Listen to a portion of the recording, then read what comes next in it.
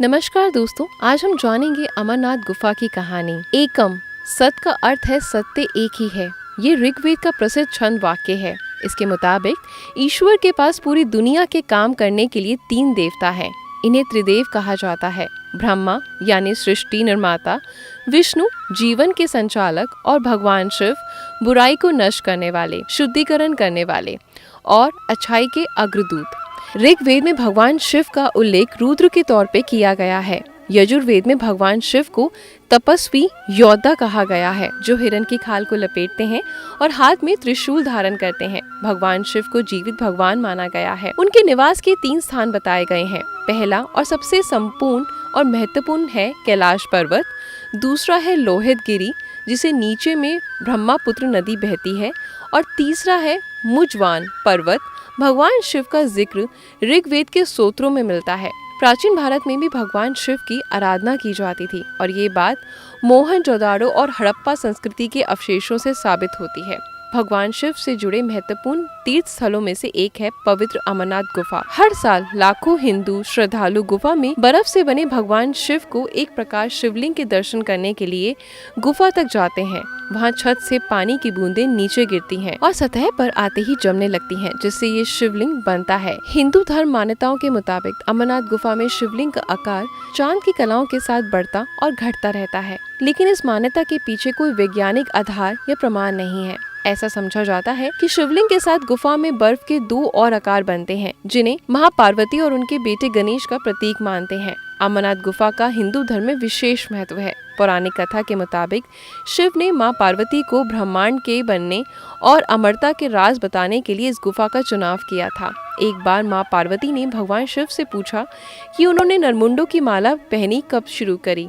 मां पार्वती ने फिर पूछा, आप अमर क्यों हैं जबकि मेरी बार बार मृत्यु हो जाती है। भगवान शिव ने कहा कि एक अमर कथा की वजह से है। मां पार्वती ने उस अमर कथा को सुनने की जिद करी।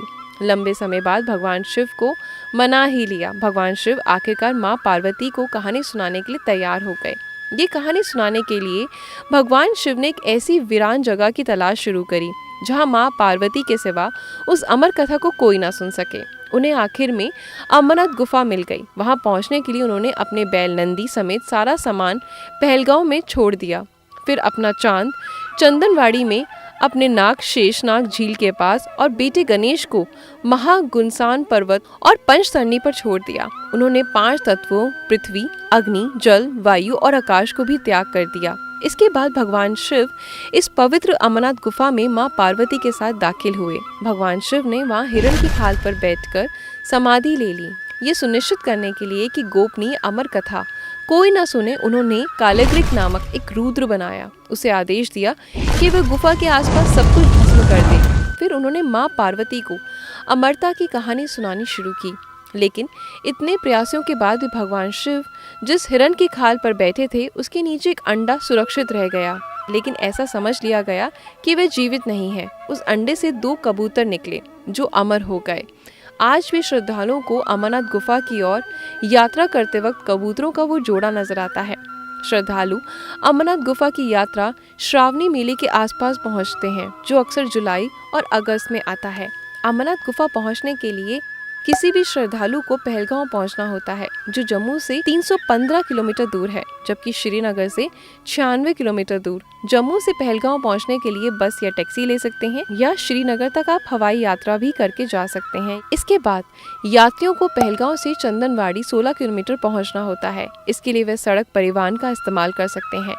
श्रद्धालु पहलगांव या चंदनवाड़ी कहीं पे भी कैंप कर सकते हैं। चंदनवाड़ी से श्रद्धालु पीसू टाप तक पहुंचने के लिए चढ़ाई करते हैं। ये माना जाता है कि ये पहाड़ी भगवान शिव के हाथों मारे गए राक्षसों के मृत शरीर से बनी हुई है।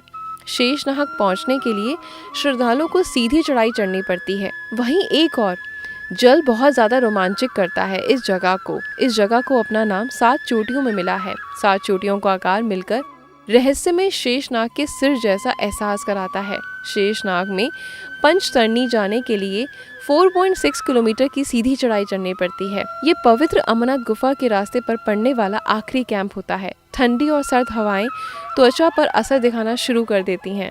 इतनी ऊंचाई पर कुछ लोगों को ऑक्सीजन की कमी का एहसास भी होता है।